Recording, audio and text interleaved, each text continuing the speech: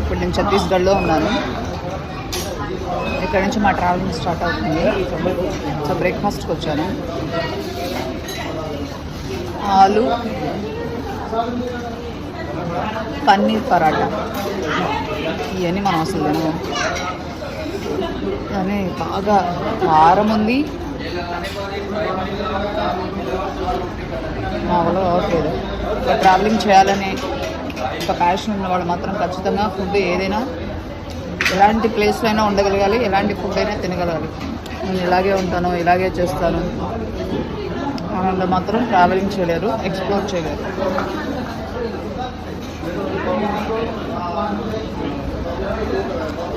డిఫరెంట్గా ఉంది.